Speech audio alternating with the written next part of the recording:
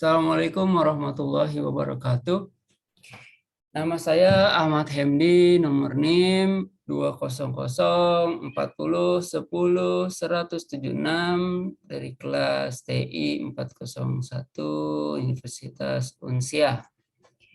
Pada kesempatan ini UTS dari mata kuliah analisa berorientasi objek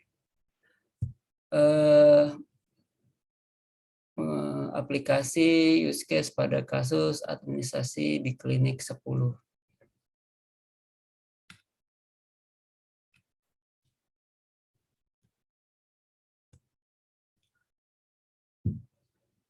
Baik, ini soal dari UTS-nya.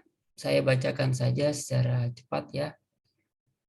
Diilustrasikan pada sebuah klinik X, yang sistem administrasi dan data rekam medis pasiennya masih bersifat manual. Jika seorang pasien ingin berobat dan memeriksa kesehatannya kepada dokter di klinik tersebut, sebelumnya pasien harus mendaftar ulang dengan menyerahkan kartu pasien pada bagian administrasi. Tetapi bagi pasien baru yang belum pernah berobat di klinik tersebut, pasien baru itu harus mendaftar terlebih dahulu untuk didata dan mendapatkan kartu pasien. Setelah mendaftar ulang, pasien menunggu di ruang tunggu sampai bagian administrasi mempersilakan pasien tersebut ke ruang pemeriksaan untuk diperiksa oleh dokter. Dokter memeriksa pasien dan hasilnya ada sebuah diagnosa penyakit dan sebuah catatan resep yang berisi obat-obatan yang akan diberikan kepada pasien untuk penyembuhan penyakit tersebut. Catatan dari dokter yang berisi diagnosa penyakit pasien dan catatan resep pasien itu nantinya akan disimpan oleh bagian administrasi dan akan dibedakan tiap pasiennya. Data-data pasien tersebut nantinya bisa digunakan untuk pemeriksaan lebih lanjut atau jika pasien yang sama kembali berobat ke klinik tersebut. Pertanyaan soalnya dari ilustrasi di atas adalah 1. Gambarkan ilustrasi proses bisnis di atas ke dalam risk picture diagram atau flow map atau flow chart sebagai penggambaran sistem berjalan pada klinik tersebut. Yang kedua, gambarkan perencanaan sistem usulan rekan-rekan dengan diagram use case dan buatkan tabel penjelasan pada tiap case-nya. Yang ketiga, buat PPT dari hasil tugas rekan-rekan yang dipresentasikan dalam vlog dan diunggah ke dalam YouTube. Baik, kita mulai saja. Jawaban pertama, membuat flowchart pada data existing yang tadi dibacakan. Inilah flowchart yang dapat kami buat. Pertama adalah di samping paling kiri adalah pasien melakukan start. Pasien tentu membawa data diri pasien ya, membawa sakit, keterangan sakit segala macamnya. Dia melakukan ke klinik, datang ke klinik, terus ke bagian administrasi, bertanya itu apakah dia memiliki kartu berobat pada klinik tersebut. Jika iya, dia langsung bisa masuk ke dalam antrian ruang tunggu.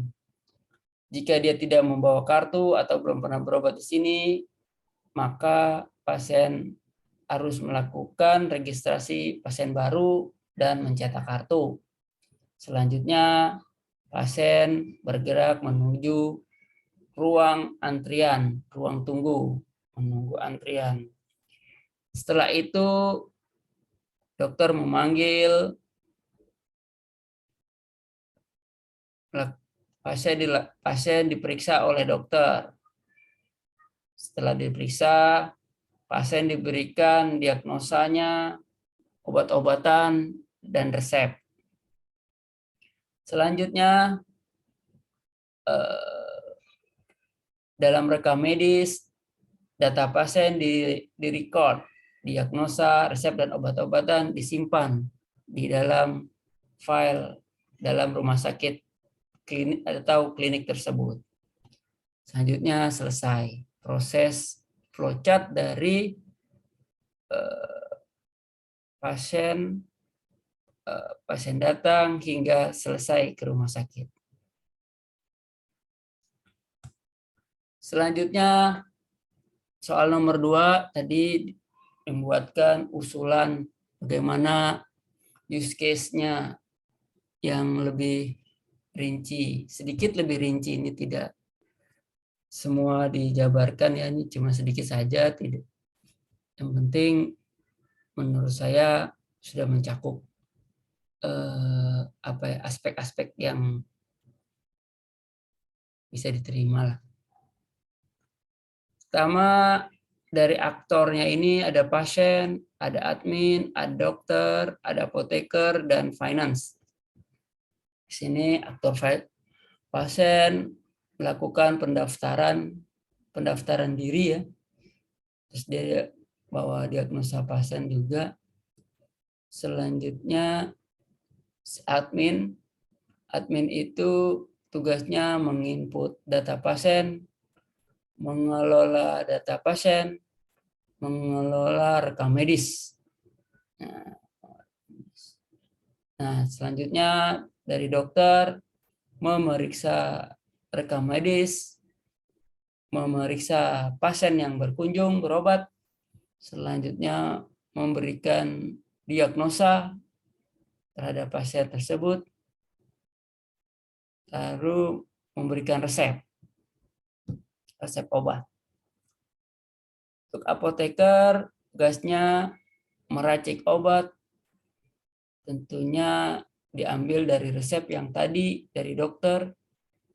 Selanjutnya menyerahkan obat yang sebelumnya pasien ke kasir dulu untuk melakukan pembayaran lunas.